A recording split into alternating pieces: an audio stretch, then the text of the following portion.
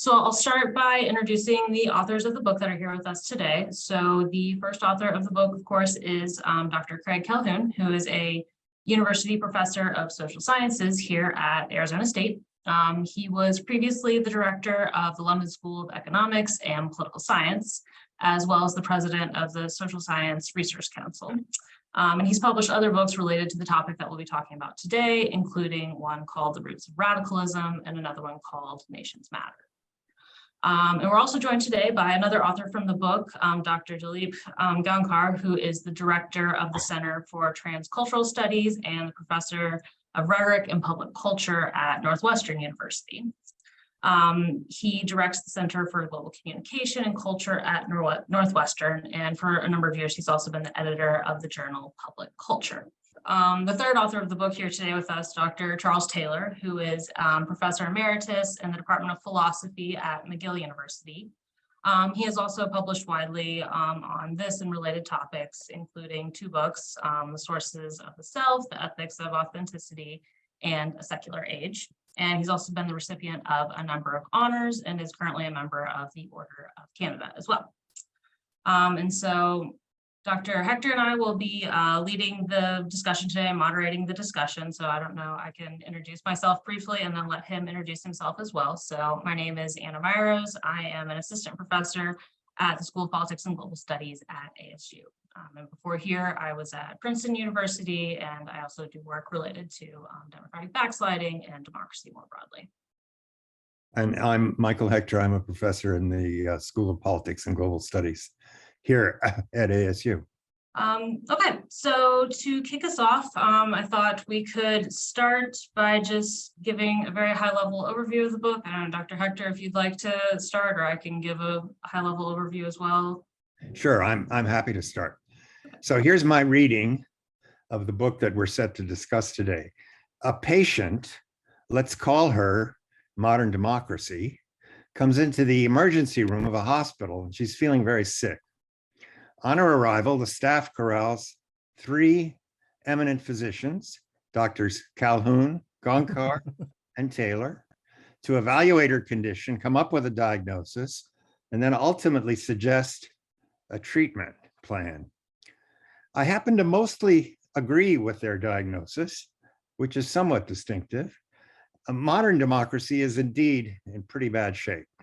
It's the treatment plan that leaves me with some questions. Whereas the multitude of previous books about the decline of democracy in the US have emphasized factors like economic inequality, the Citizens United decision, campaign finance laws, eroding normative guidelines, the McGovern-Fraser primary reform, status reversal, cultural backlash, the advent of social media, and the rise of Donald Trump, this book points to something rather more distal. For these authors, the decline of democracy is due to an essential tension between capitalism and democracy. As a result, the characters who take pride of place here are not the usual suspects like Madison, Hamilton, Tocqueville, or even Robert Dahl. Instead, both hail from farther afield, indeed all the way from the Austro-Hungarian Empire. The hero of this tale is Karl Polanyi, and the villain, Friedrich von Hayek. So let me talk a little bit about the diagnosis. Democracy, as the title suggests, has degenerated. There's been a breakdown of class cleavages due to consumerism and identity politics. Part of the collapse of left-right politics, which had been the staple of modern democracies, was due to the rise of social movements like civil rights, feminism, LGBTQ rights, climate change, and so forth, which effectively divided the potential opposition to the status quo. Inequality has accelerated, and this has led to a loss of citizen efficacy and thus low voter turnout. There's been a dumbing down of electorates and growing opacity of the electoral system. Even as there's new fragmentation of media audiences, big money has exerted ever more control over media. Just this week, I guess Musk bought Twitter, for instance. Finally, there's been a blind adherence to neoliberalism, especially on the left. All over the developed world, left parties failed to address growing inequality. As a result, there's been a great downgrade from stable industrial labor to many precarious part-timers. The third axis of this degeneration is polarization. It calls forth a need to create a new solidarity. Solidarity is essential to allay economic inequality because democracy requires a common identity. Markets disempower citizens. They can't provide for women's health. They can't end profiteering in vaccine production or respond to climate change. Citizens can plead for economic regulation, but doing so is discouraged by the current economic ideology. Elites don't know anything about non-elites. This leads to what Craig calls the class consciousness of frequent flyers. Karl Marx emphasized capitalism's relentless social disruption, but most people value security and find it hard to attain. Luddism is an example of what Polanyi refers to as a result of the double movement of market penetration. Capitalism disrupted previous webs of interpersonal relations. It takes a long time to repair them. 18th century Luddism was a natural outcome of the rise of market society. It was followed by widespread regulation. Although the growth of the welfare state in what this book calls the glorious 30s responded to the flaws of capitalism revealed in the Great Depression, it was no panacea due to overly bureaucratic decision-making and the perpetuation of inequality in new disguised forms, especially the myth of meritocracy, which is a rationalization of inequality and the lack of solidarity. These factors led to increasing discontent with the welfare state beginning in the 1960s. The overwhelming neoliberal focus on property rights devalued community and social relations. The key point here is that Hayek's neoliberalism undermined the solidarity on which democracy depends. Capitalism, new ideologies, and government policies have disrupted the social lives of workers and sundered local community ties. This has created a new Luddism. The new ethic of authenticity and the importance of public recognition promotes individualism, again, at the expense of solidarity. This has been one of the great negative developments of the last 40 years, these authors claim. However, maybe democracy ain't such a great idea. Both among liberals and conservatives, there's been a long-standing fear of voting by undesirables. Plato famously worried about the collective agency of the people. His critique of political equality is that most citizens don't have the capacity to learn the art of politics. And then why, he wondered, should Athenians accept the untutored judgment of ordinary citizens rather than that of experts?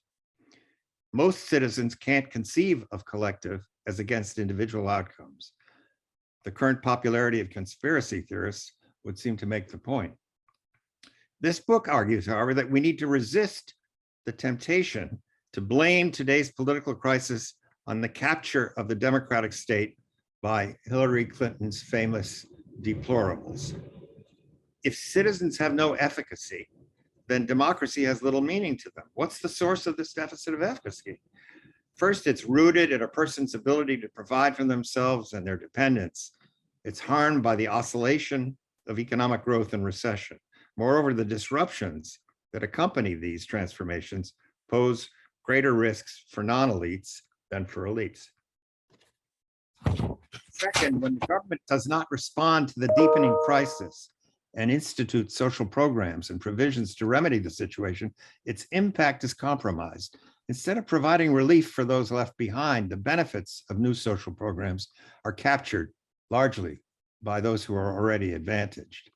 All of this is intuitively grasped by the non-elites as they begin to notice how utterly the system is rigged against them. That's the diagnosis. What about the treatment? The solution to the degeneration of democracy is the revival of direct action. Non-elites all over the world share discontent over their powerlessness. The only way to fight this negative tendency is to renew the demos. This requires embracing direct action and harnessing its many resources and energies.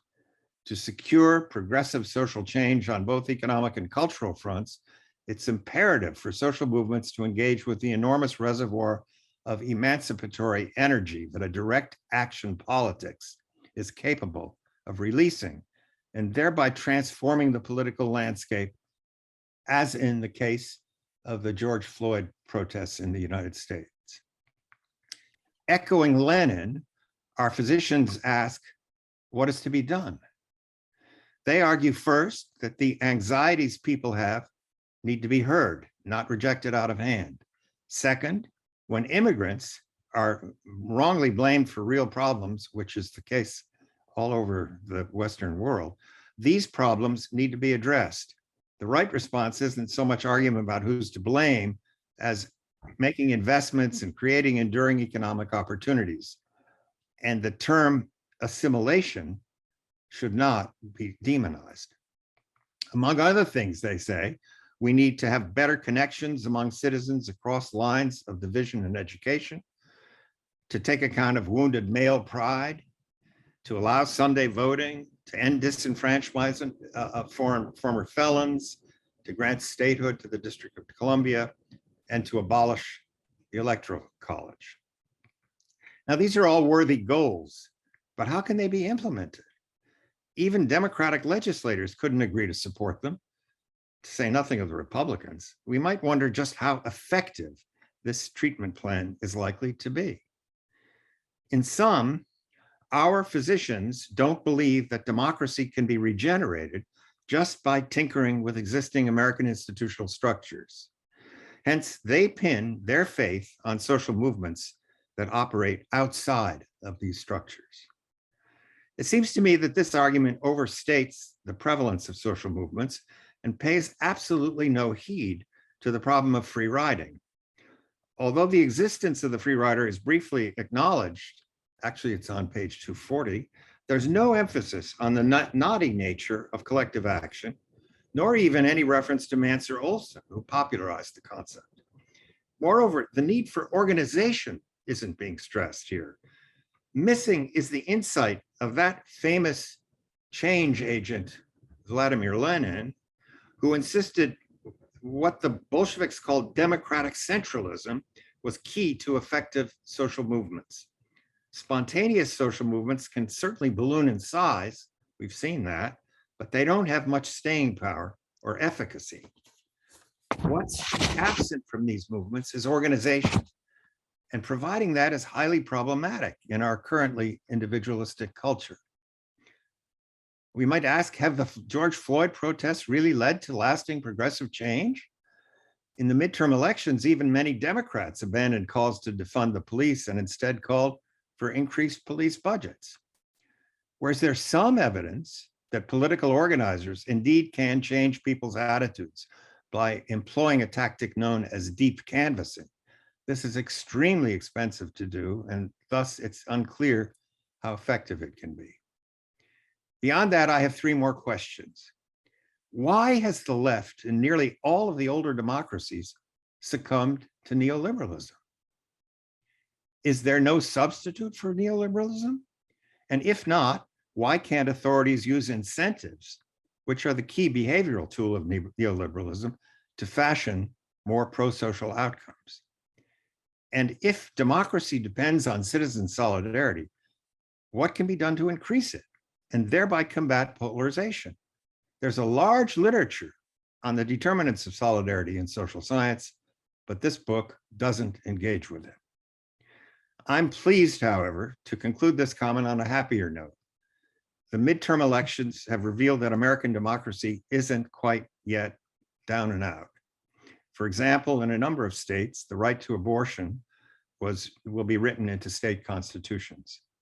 Let's hope that someday soon, other popular reforms also might see the light of day. Okay.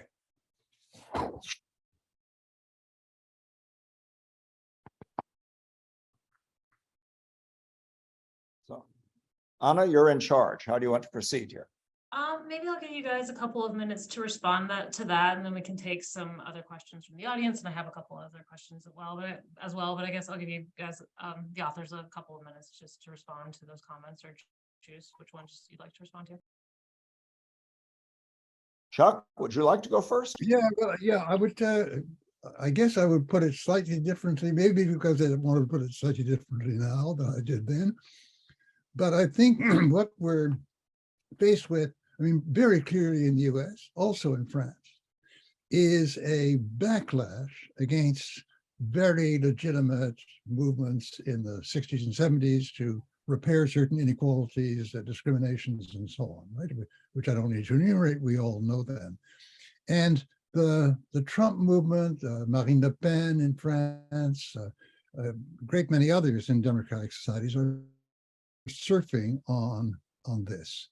And I think the point of absolute polarization comes from the fact that the difference in the readings of what the basic values are so great.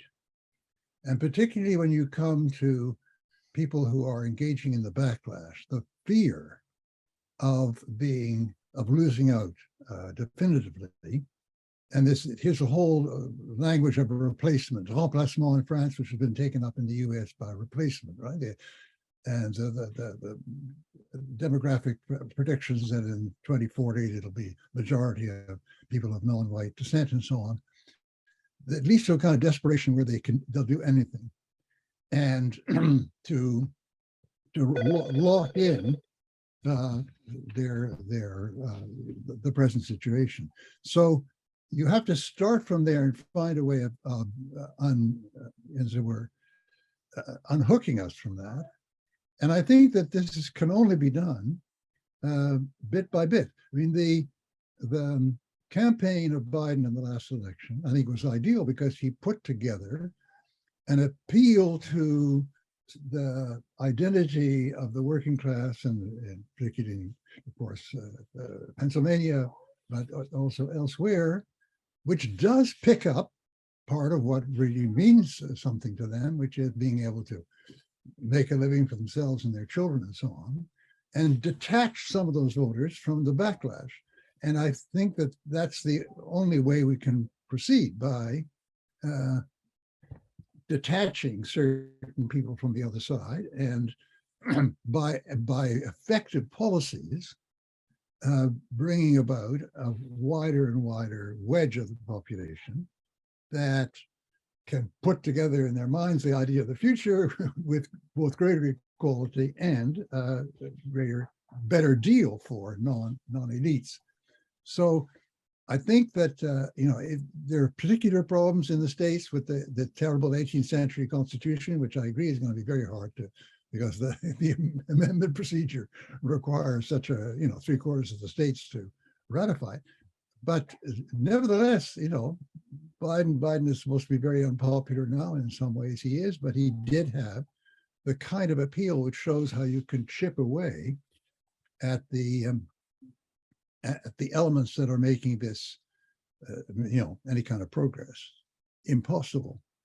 And so there's, in other words, there isn't a big dramatic act that all at once we can overcome this problem, but there are ways of chipping away at the division. And I would say the US, the recent midterms have shown that the more extreme versions of Trumpianism, that the great lie and so on, is actually, I would say, seems to be working against the people who adopt it, right? Which is, again, all to the good. So, so there's no 100, simple smashing solution which gets us through, but there are directions we could gradually move in that would make a difference. Dilip, do you have something you want to add at this point and unmute yourself? I'll take Michael's point about social movement and direct action. But before I address that question, which he has very effectively raised, I'd like to point out that the metaphor of democracy being sick and to what extent it's sick. I want to qualify that metaphor by saying the kind of illness to which democracy is susceptible is more like a flu. That is, it is a recurrent rather than it is some kind of a terminal or kind of a disease. As a result, this is one of the points we try to make about the threat to democracy, at least in the current cycle, comes out of internal features of democracy itself rather from external threats, even though the relation between capitalism as a mode of economic or political economy or mode of production may be seen as external, but I think they are so intertwined since the modernity. I think it is difficult to think about it as external, but we think about internal in terms of electoral process, doctrine of popular sovereignty, the way the constitutions are formed in such a way that tend to favor the elites or a certain groups of the people within society. So in that context is where we are proposing, or at least I am proposing, a particular kind of social action as a deterrent. So there is a particular way in which one can think about social movement and direct action associated with it as one which begins and goes from A to Z, begins at A and goes to Z. It gives a causal diagnosis, it defines the problem, it comes with a solution and somehow realizes the solution. And it almost does it by itself. That is not the conception of either social movement or the direct action. It is one among the three routes to bringing about social change and to confront a kind of a threat to democracy or threat to a social arrangement at any given point in time. The other two being the so-called electoral, legislative, executive process, which is basically a kind of a political process. The other is the constitutional judicial process for seeking redress from grievances, and as opposed to the social movement direct action one. And our model of a successful combination of those three, insofar as we are focusing on the West and United States, is the civil rights movement, where clearly all three were in play.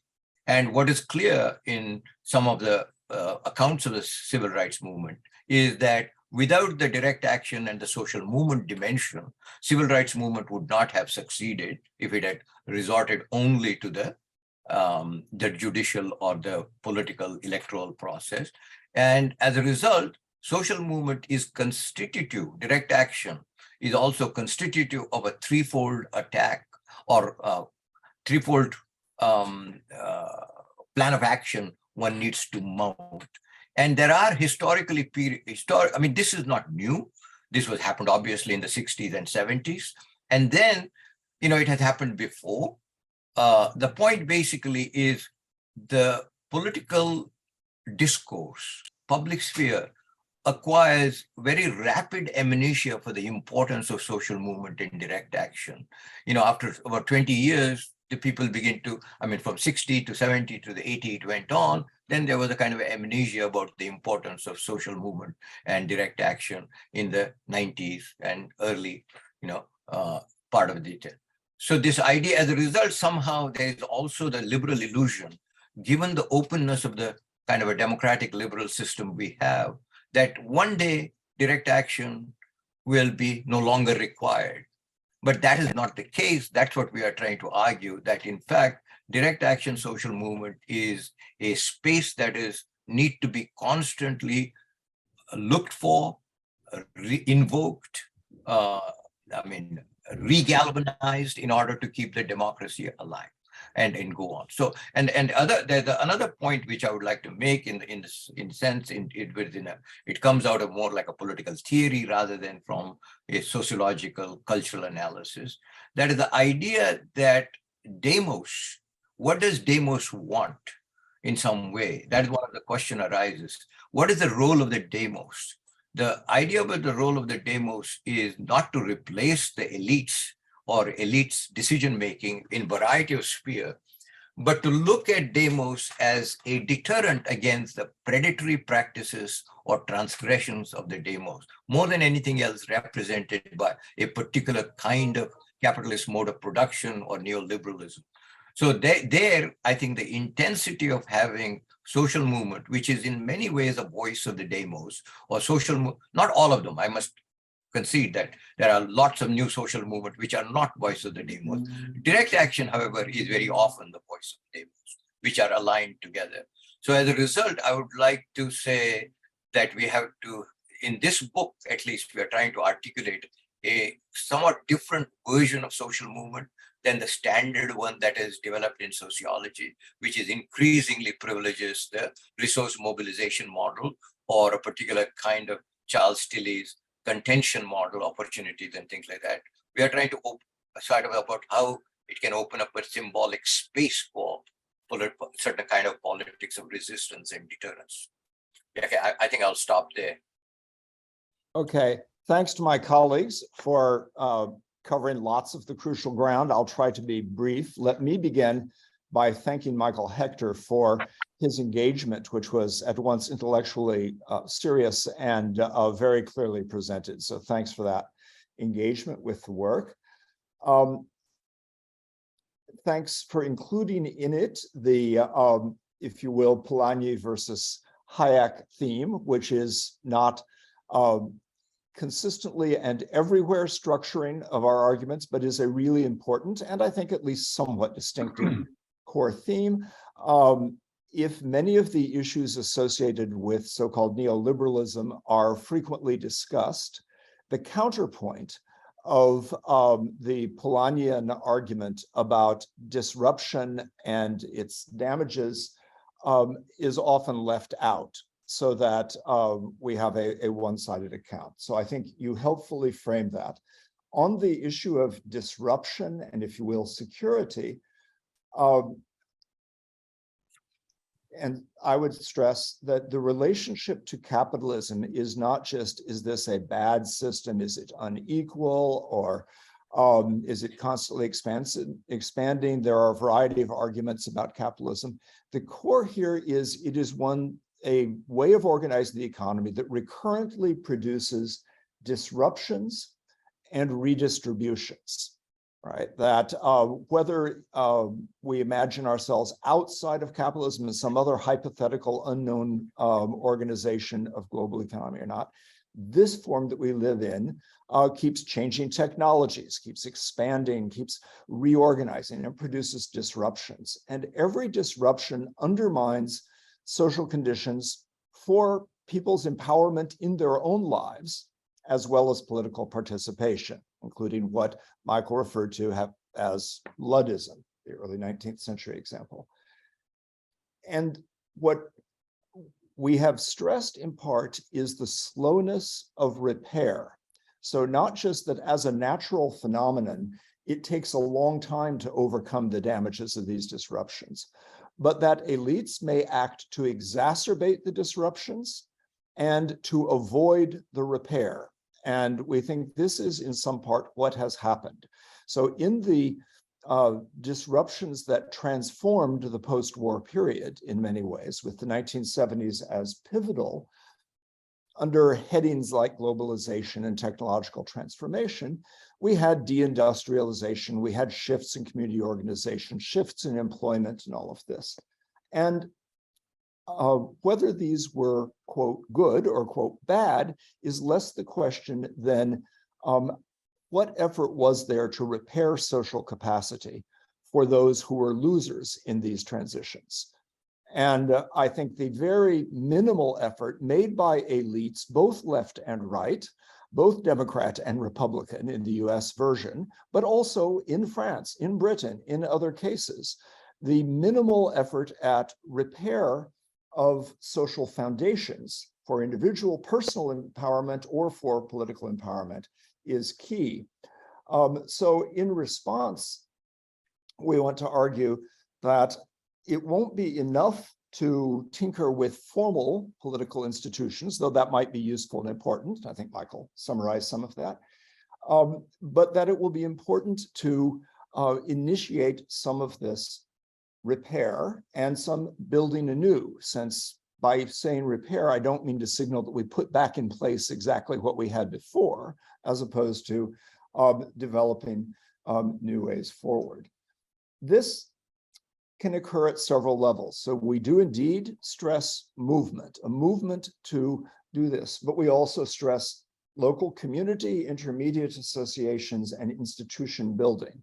So that there are several ways in which this work of restoring the potentially empowering institutions of social life is key. The extent to which the damages done from the 1970s on in this era that gets called the neoliberal era are damages of disruption. That is not just damages of some constant reality of inequality or difference is important. There's a dynamic to it. And this mapped onto geography. In most of the major already developed capitalist democracies, and certainly in the United States, part of the phenomenon was the extent to which divisions between certain metropolitan areas and more local life came, so that not just at the level of the whole country with its red states and blue states, but in every state, you can see this. You can certainly see it in Arizona, an electoral map of Arizona, what is going on in Maricopa and Pima counties versus what's going on in the rest of the state. But you can see it in Arkansas, the development in Little Rock, and not everywhere else. You can see it over and over again. You can see it in Quebec. The pattern of development of Montreal versus the rest of the country. You can see it in France and explaining things. So this geography of people's felt gains and losses, felt investments in the system or disempowerment by the system is crucial. And any attempt to resolve polarization is going to have to confront that. Last point quickly I'll make in relation to Michael's comments on the midterm elections in the US, where I at least, but I suspect my co-authors as well, draw some reassurance from the success of democracy. Quickly, it's worth noting that the abortion measures you cited play out not just through electoral means, but through ballot initiatives, through a kind of direct action. And so whether you would have gotten from state legislatures the legal changes that enshrined abortion protections in many states is unclear. Many of the gains of public goods, higher minimum wages, healthcare benefits, blocks against predatory lending, and indeed protections of abortion rights have come by means of ballot initiatives. And that reveals some extent to which the conventional party politics has not gotten this job done, and citizens have resorted to other means. And when we advocate for movement activity, part of what we advocate for is for the pursuit of public goods that would improve life widely for those who are on either side of some of these divisions. Higher pay rates, better healthcare, better schools are public goods for a public that crosses the boundaries of many of these divisions in our society. And that's different from advocating for more sectional goods, including even some of the sectional goods associated with genuine inequalities and disparities, but where the fact of pursuing these in ways that pits one group against each other plays into the polarization. I'll stop there. Thank you. Thank you all very much for those responses. I'm gonna change gears a little bit, but this kind of goes along with what we were just talking about, and take a question from the audience. So one of our audience members asks if the authors would mind talking a bit of sort of the implications of our two-party political system in the United States for the quality of democracy in the US. Either of you want to go first on the implications of a two-party system in general, or in contrast? I think the question is suggesting to a wider range of parties. Yeah, well, I mean, it's very interesting that parliamentary systems are moving more and more to a multi-party system. I mean, and we can see that in Europe at the moment, you know, that the German age used to be dominated by Christian Democrat versus Social Democrat. You got the Greens entering, you got a lot of other parties entering. And this same kind of Canada, as it'll be announced to you, is moving slowly towards a much more effective multi-party system. And I think that this is because the only way of bringing about some kind of final agreement that reflects the majority and that is that there be some kind of negotiation and some kind of coalition or some kind of temporary alliance created in the legislature. So this is one of the things that makes a problem in the United States, because it's very hard to imagine in the presidential system and the presidential system at all levels of states and also the federal government, this coming about. But I think that you can see there are deep underlying and very healthy developments that are creating multi-party systems elsewhere, which have the capacity to block, but also have the capacity to work something out in a coalition government or some kind of deal. We're used to having deals in Canada between parties rather than coalition government, but some kind of deal which allows you to solve different problems and not get everything stuck, because the only way that the problem can be solved is for a single party to win enough power to to legislate it through.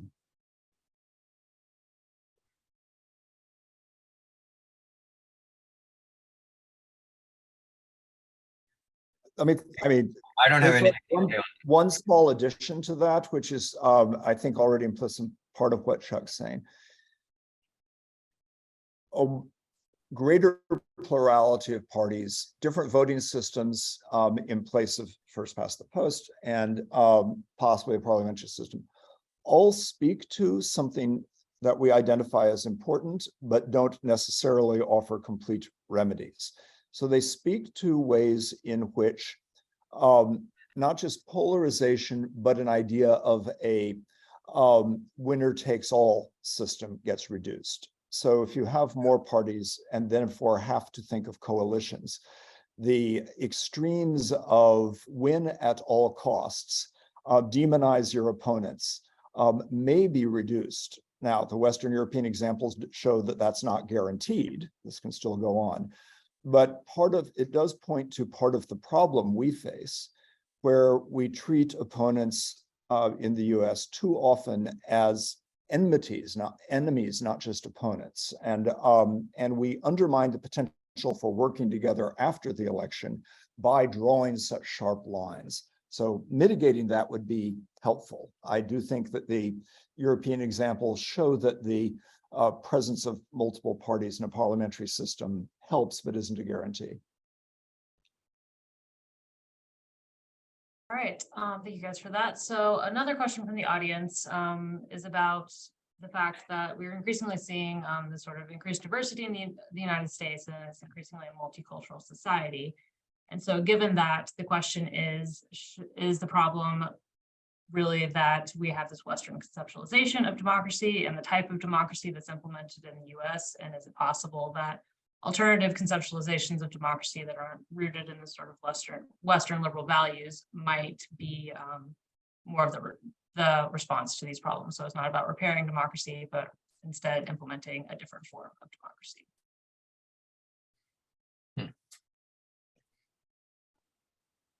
Does that mean you might want to take that on, Dilip? No, I don't fully grasp the question. I mean, the diversity, whether it is cultural or otherwise, is characteristic of virtually all societies. And in a country like India, where democracy has now sort of endured for a very long time and offers an alternative model, in some sense, has negotiated with diversity in multiple ways, but it has still, negotiated diversity as far as political society or political institutions are concerned in a similar fashion. They have a party system, although a multi-party system. They have a federalism of some sort, which is tending towards centralization, despite avowed kind of thing, which is common across Brazil and many other places. So they have a, the distinct, separation of powers to some extent in terms of legislature, executive, and judiciary. So the kind of a democratic machinery has a lot of similarity across the globe. And of course, there are different modes of implementation and realization, and but the diversity seems to be a common feature, except in some places which have a higher degree of unity of certain sort, like Orban's Hungary, but most of the countries are very different in terms of very, very much diversity kind of thing. So the question has been always whether you will follow the multicultural kind of argument that used to go on about 15 years ago. Do we take the Republican idea where we treat the citizenship identity as the primary identity and ignore other identity markers, which is a kind of a Republican notion about privileging the citizen? Or do we take a kind of a liberal, pluralist kind of a thing, which is called multiculturalism of Australia, Canada, and many other countries, where the kind of one took full cognizance of the cultural, religious, social differences, as they do in India too. So it really seems to be a common problem rather than the American problem. And I don't think it is the very heart of democracy rather than a new problem for democracy. So I think democracy, you see, the problem is really how the difference, or the play between difference and sectional solidarities and a national unity get played out in a kind of a electoral process. That electoral process has a way of unifying people and also about fragmenting people along the lines of difference. So it is a perennial problem rather than, I think, it is a distinctive problem of our time when people talk about fragmentation. So I agree with Dilip. Let me throw in one more point Yeah. with this, which is a way in which we frame some of this is that none of the countries we call democracies is just a democracy. That is a feature of the political organization. There are almost all also republics, and they have frameworks of republican laws and norms that are not reducible to democracy, and in some part are sometimes counterweights or protective examples. So if the Republican Constitution of the United States, and the US Constitution is much more Republican than Democratic in the small r, small d senses, the Republican Constitution gives protections, including those of the Bill of Rights. It gives them protections in part against transient majority opinion. And so there is a balancing between these kinds of Republican norms and laws and majority opinion or action. Now, that means first, remember the importance of the Republican side. We would add, secondly, the democracies also have social foundations that are not contained within democracy. So the pre-existing solidarities on which democratic societies have depended were not established by means of democracy.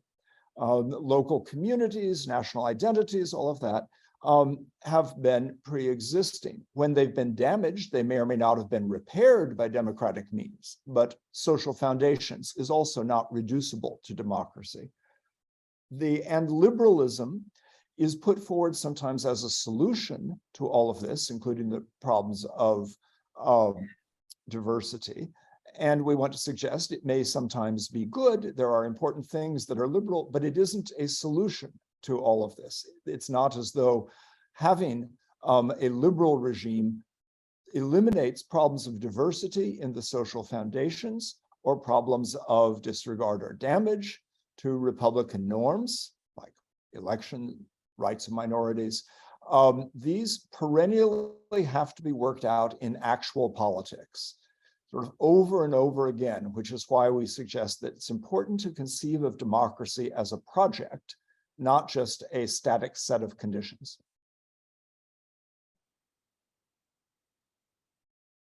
right, thank you.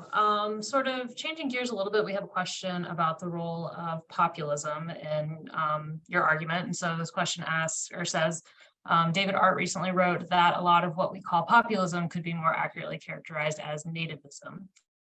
And so the question is, for the panel, is how would the panel consider the role of populism and nativism as sort of separate divisions in this current democratic erosion that we're seeing?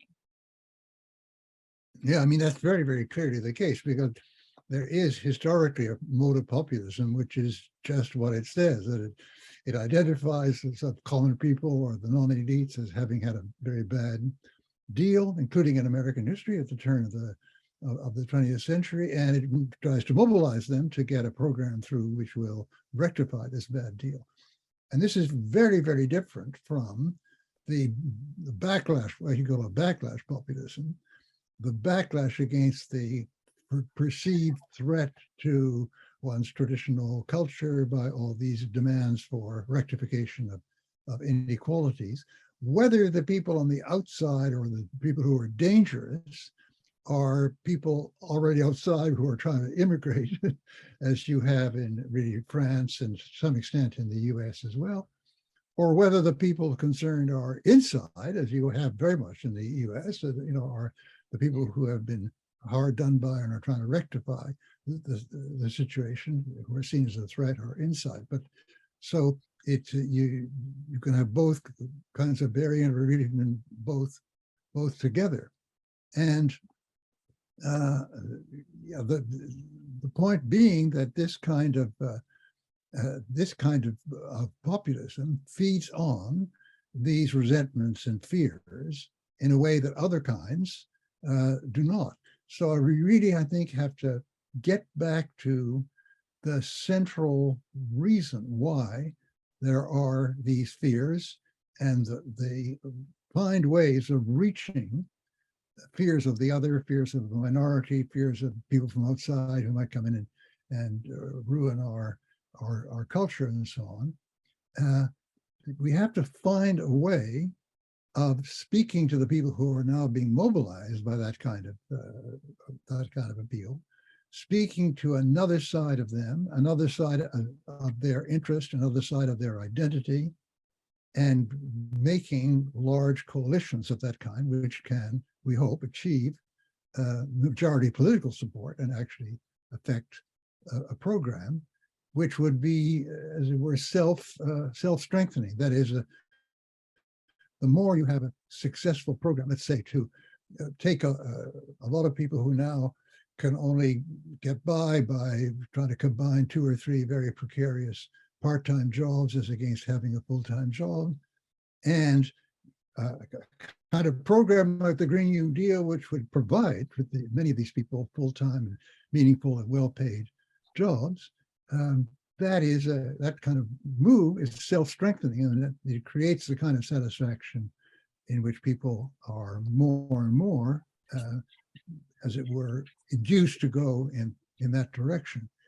And that, I think, that kind of reparation across the deep gulfs in our present societies is absolutely crucial part of the way forward. And I, needless to say, I very much agree with Dilip that the kind of political action which can bring this about will consist to a large degree of direct action or social movements. So people find a way of seeing their common interests and developing a common identity because they turn out to a demonstration or alongside others, and the kind of feeling arises of solidarity in those demonstrations, as I think we saw with the movement protesting against the murder of George Floyd. It was very interesting that it had Black Lives Matter demonstrations had a much bigger multiracial component than they ever had before. And that kind of thing creates new solidarity, creates new contacts, and changes the actual situation in which this kind of deeply suspicious and fearful kind of populism thrives. You know, I would like to add briefly that our project, as we work through three of us, there's clearly a kind of first of all, what as Craig said, and which is one of his main points in the book, is democracy does not control its destiny fully. It is something which is embedded in a changing socio-economic formation. So there are both part of that statement are very important. Changing and socio-economic formation. If it were a relatively static socio-economic formation, one could come with a particular kind of arrangement. The very fact why he invokes Polanyi is basically because it is changing and it's changing rapidly. That is the one thing that basically makes whatever intrinsic features that are in democracy constantly has to negotiate outside. And within democracy itself, there are these two forces which we keep noting. That is, one is the doctrine of popular sovereignty, which empowers the people, which is in a way the logic of populism, whether good populism or bad populism, that ultimately people are the sovereign authority and they have to have a voice, they can make their presence felt and so on. At the same time, democracy, almost historically, all the liberties were not won by the people, they were won by sometime by aristocracies and so on in their struggle against absolutist monarchy. So as a result, there's also the notion of the republican institutions as a buffer against the untrammeled power of the people. This is where the idea of the mixed and balanced government is central to the evolution of Republican/democratic polity, right? And that tension cannot be made to go away. In liberals, with their idea of separation of power and various other amendments to the Republican democratic heritage, think that you could actually, emasculate that tension and sort of work it out. But that tension is at the central of democratic project. And in fact, one could argue it is that which makes democratic project what we call a telic project, that tension between the Republican institutions and the drive of the people. Not always good, not always salutary. So as a result, when we think about all the goods and ills of a political society are not to be attributed exclusively to the democratic/populist impulse or to Republican institutions. Sometimes Republican institutions have been a hindrance to social emancipation, including the way Republican institutions over the 19th century resisted granting adult universal suffrage. All you have to look through is Chartist movements and various movements, to what extent the Republican institution and Republican values were thought one needed to protect them against the people, a demos or the people in general, by withholding adult universal franchise. So in a way, we have come a long way, and the struggle continues. And of course, the struggle takes on different shape because this is not a struggle between the democratic populist impulse, which for somebody like Laclau is very clear and unchanging, or the Republican institution, which for some people are unchanging in terms of some kind of a constitutional formation, but rather these are continually put under, this play between the two is continuously put under pressure by dramatically changing, socioeconomic formation, capitalism, as it rapidly keeps changing. And as a result, it puts pressure on those things, sometimes favors one against the other. And that's what we need to really pay about. And this idea about reducing populism to nativism takes on some time, is I don't think a good way of understanding the spread of populism all across the world today. It is not nativism that is triumphing all over. It is different kinds of social conditions which are generating the populism.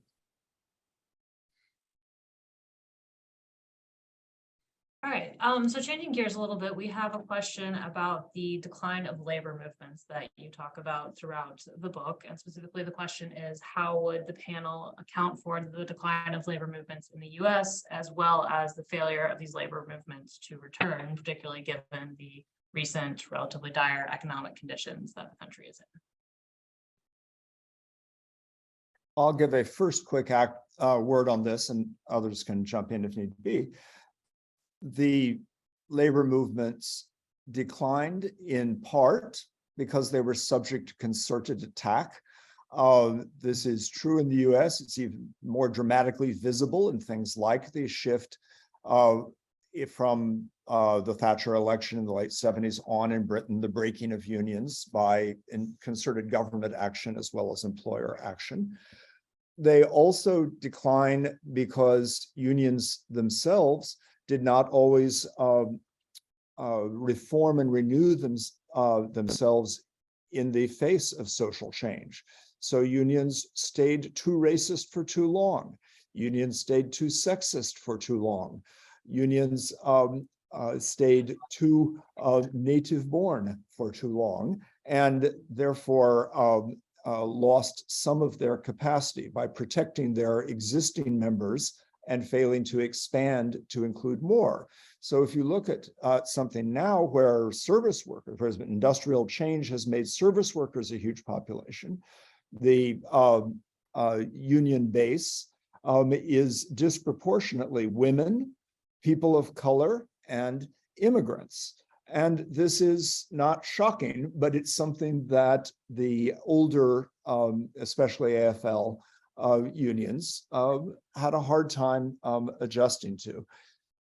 So I would say first, direct assault from outside, but second, failure to prioritize, if you will, the union movement and representing others who are not already included, rather than prioritizing a defensive stance for those who were included. But finally, the unions declined because of this whole transformation of a concentrated, often factory-based industrial system to a more dispersed service society, but also logistical economy of warehouses and transportation and so forth. And it's one of the examples of a relatively weak adjustment to disruptive social change. So the problem is partly disruptive social change, but partly the failure to adjust fast enough. Can anything be done about it? Yes, there is an effort to renew unionism, often in directions directly linked to this, both being effectively inclusive and thinking about a range of strategies for action that are not limited to point of employment strikes and similar tactics. If I could just add a footnote to that, I think my co-authors will absolutely agree that what we need, one of the things we need, is a regrowth of the union movement and all its very much diverse loci. And I think you can see that as reflected in a very general problem we talked about earlier, how the increasing powerlessness or inefficacy of a lot of people, a lot of non-elites, has gone along with the growing opacity of the system. If you don't have any levers you can pull, let's say a political party you can vote for in order to get something redressed, or a union that you belong to that could take action to get some redress, the more people are without any levers who feel a great sense of inefficacy, the more the system becomes opaque, the less easily you can imagine or understand what kind of levers might be there and what kind of levers have to be recreated. I'm struck by how much populations in the Western world and the democratic world who have lost this sort of whole skein of organizations and politically and in trade unions, how easily they can be fooled by the discussion around the midterms. Everybody was, the Republican side was saying it's all Biden's fault, that there's inflation.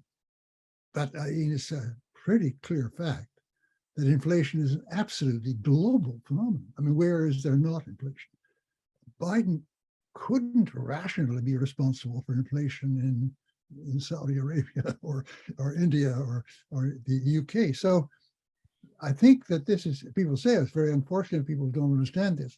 I think that this opacity of what the levers are for change among ordinary people is partly a function of these levers having withered away or disappeared or no longer operating, so that they don't, they have a very much bigger effort of imagination to see what levers could actually be produced. So I think that regrowing this whole skein of organizations and parties, which can carry redress of grievance upward and into really effect, is a crucial part of creating a society, as it were, transparent enough to its members that the kind of utter con job that these right-wing Republican, let's say, these movements of the kind that are called right-wing populists have actually wrought on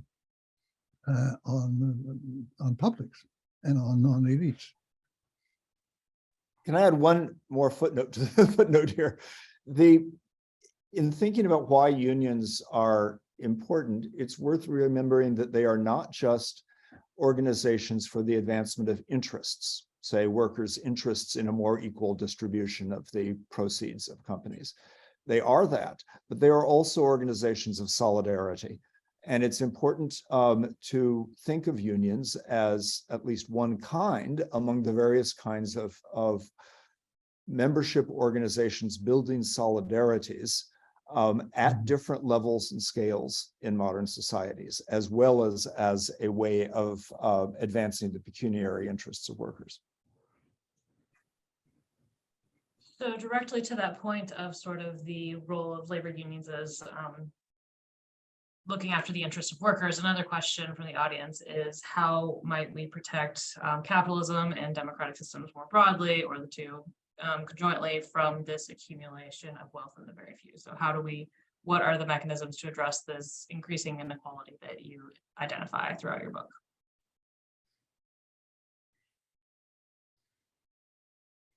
If neither of my co-authors is volunteering, I'll take a first stab at this. So, thanks to Wayne Johnson for the question. Wealth inequality is indeed key, not just inequality in general.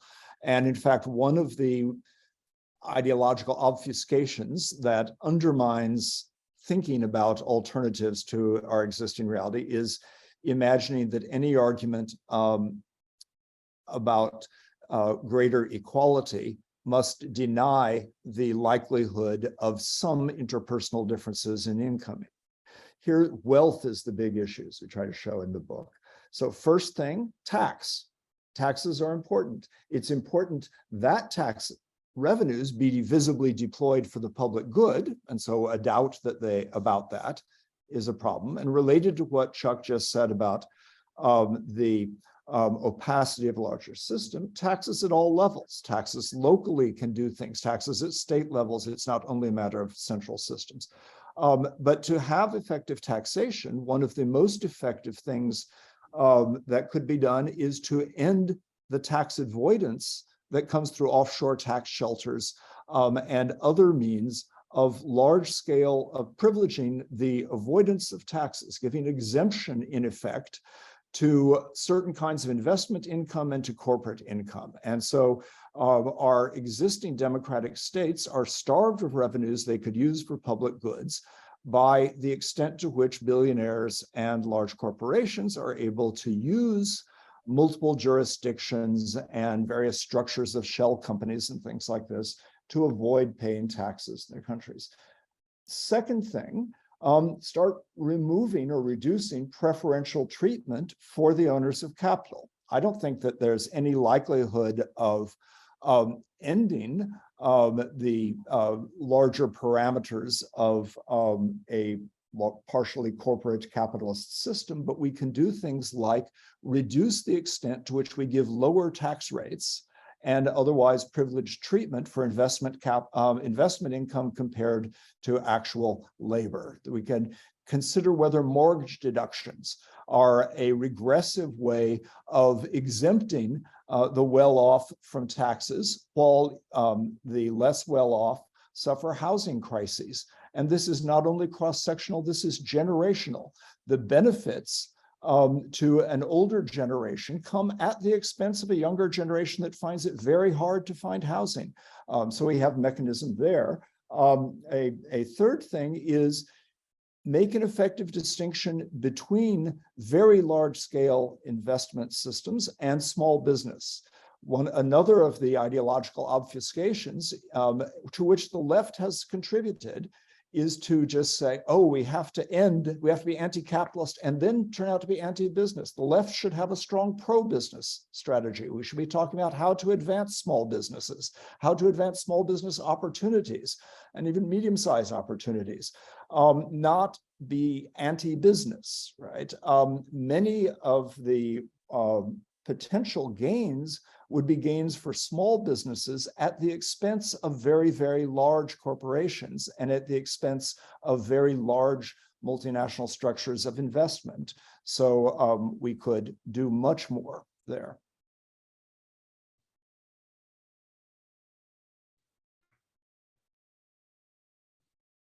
All right, thank you for that. One question that I had as I was reading the book is, throughout the book, you discuss the problems that are associated with the growing scale of society, so namely how big society has gotten, and it's related to this discussion of the opacity of government, but more broadly, you argue that as societies have grown larger, the government is becoming increasingly impersonal and distant from citizens. And so my question was, would you argue that there's a limit beyond which democracy, or at least liberal democracy as we think of it today, isn't really feasible anymore in cases such as the US and India that you focus on in the book?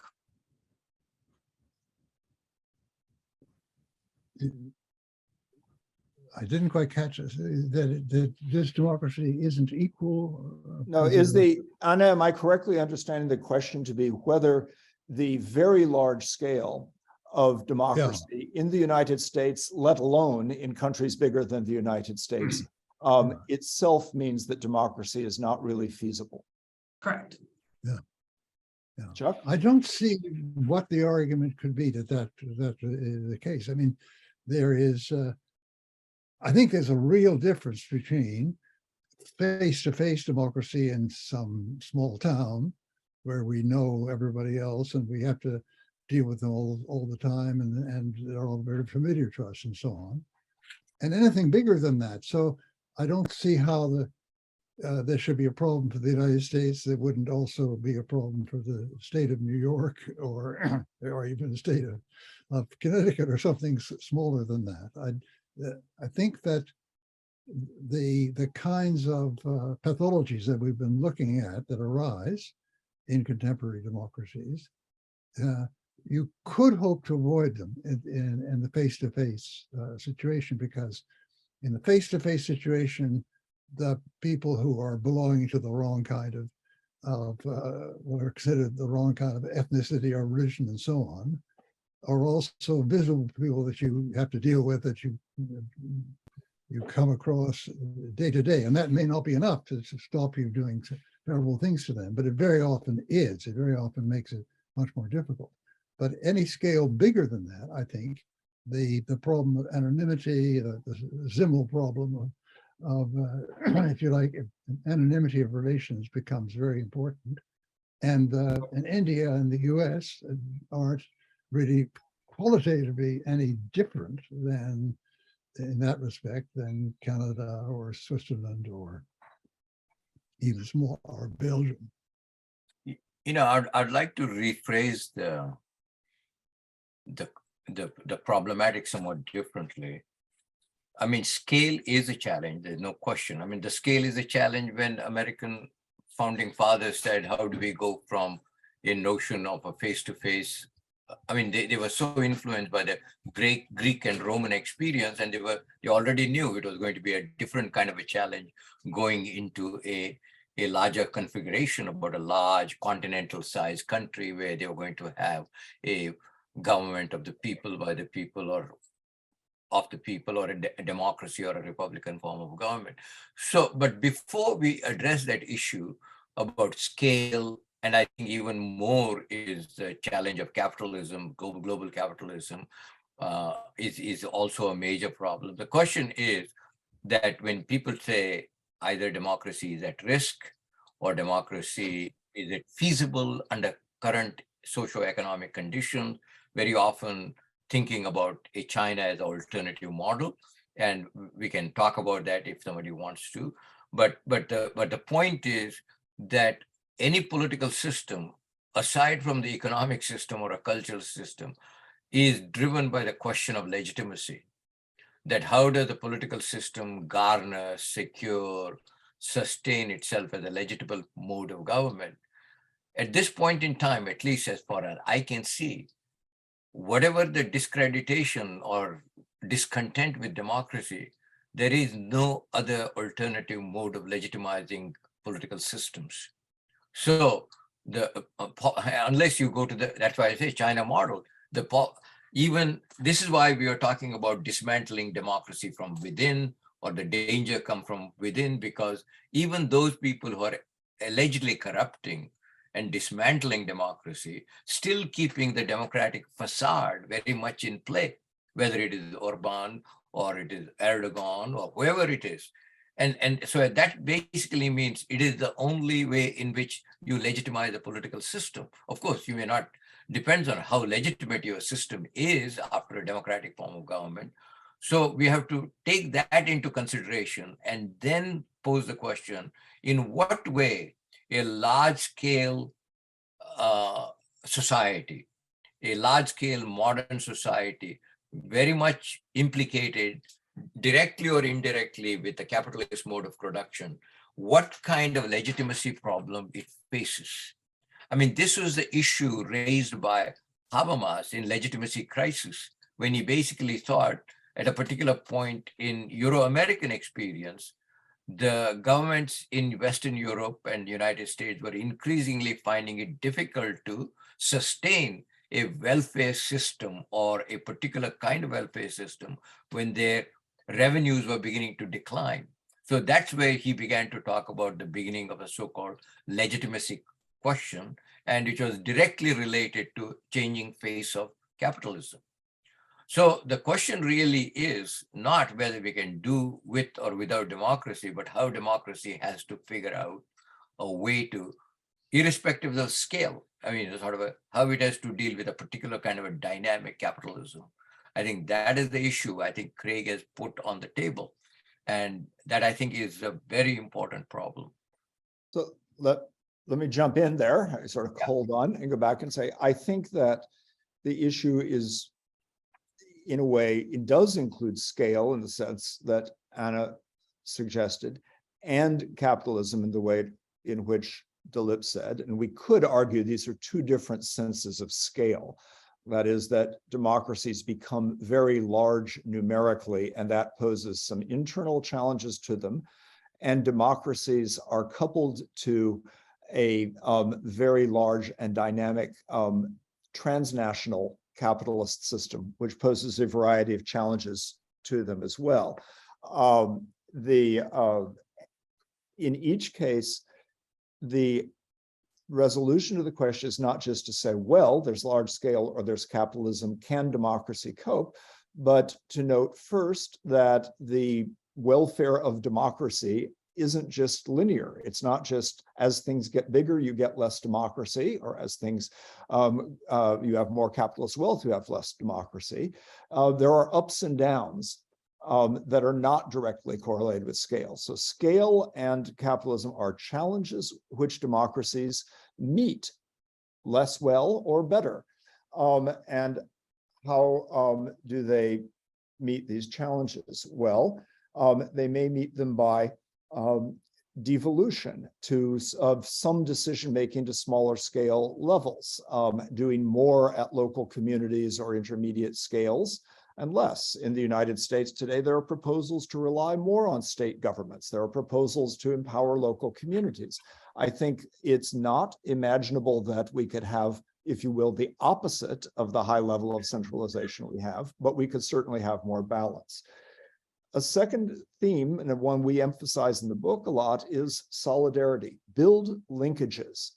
That is, it's different to have large scale with weak social linkages than to have large scale with strong linkages. Linkages in local communities, but also across local communities, across regions, across any of the variety of differentiations in modern society. And we've in many ways done that. I like the example, which we note in the book, but only very briefly, of the extent to which ending the draft in the form it existed when Michael Hechter and I were students was, among other things, ending a version of the military that did more to create linkages across different social groups in different regions of the country in favor of a version of the military that did less, right? So that there was a hidden consequence there. But in general, we need to pay attention to solidarity. And I think Michael Hechter's right. We could do lots more with this. It's a theme that deserves much more attention. How do you produce solidarity at large scale, as well as within very local groups?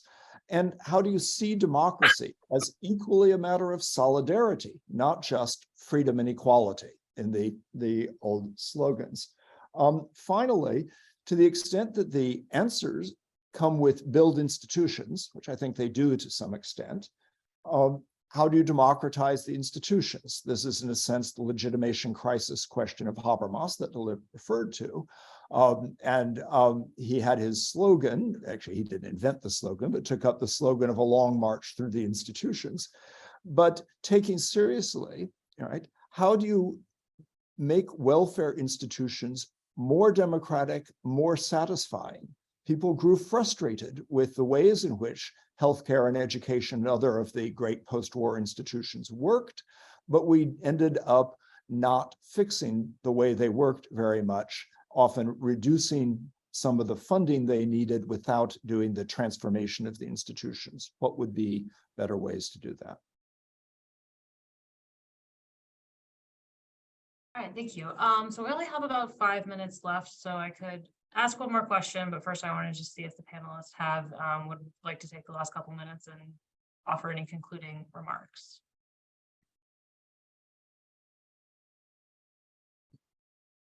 I think we should invite Michael to say something. I mean, he gave a very good, diagnosis and assessment. I think we would love to have Michael say something at the end. Well, there's a lot to say. There was a name that came up when Craig was speaking about taxation that I thought I'd throw out to you. The name is Grover Norquist. People in democratic societies aren't crazy about paying a lot of taxes, although that varies obviously from country to country. I just also want to point out that the Biden administration has proposed jacking up the funding for the Internal Revenue Service, and the Republicans unanimously voted against that. They don't want the IRS to be able to collect more taxes, and the kinds of proposals that, for instance, Craig was just talking about in terms of holding corporations from keeping their profits out of the country, and the carried interest laws in the tax. These things are very difficult to pass through the current Congress. And so I support all these ideas, but I have no idea how to implement them.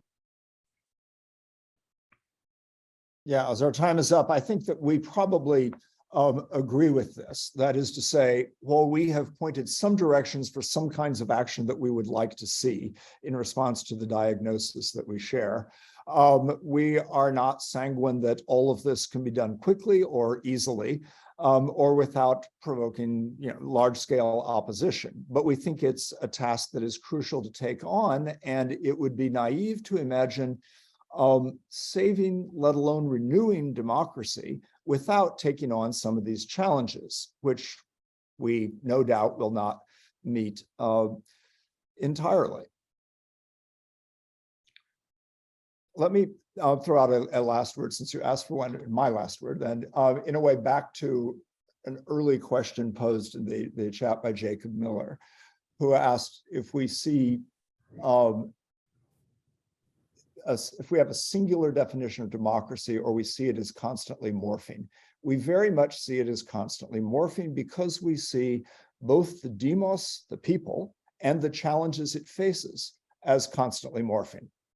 All right, so democracy shouldn't be imagined as just a set of rules or structures that get established once and for all, and then every existing democracy gets a rating of 0.5 or 0.7 or 0.8 and how close they come to those, because the nature of the people changes, including with greater inclusion, including with immigration, but including things like the generational structure that I alluded to, that it's different at different times and linked to different challenges. So how we pursue democracy is always a question of how do we pursue greater democracy, not how do we achieve perfect democracy. And that necessarily has to keep morphing.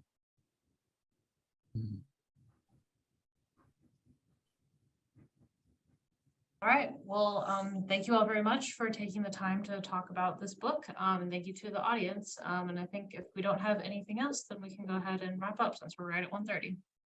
Great. Thanks Okay. very much, Anna. And again, thank you, Michael. Thank you, Sure. Michael. Yeah, Yeah. thank you. Yeah, it was very challenging. Okay. No.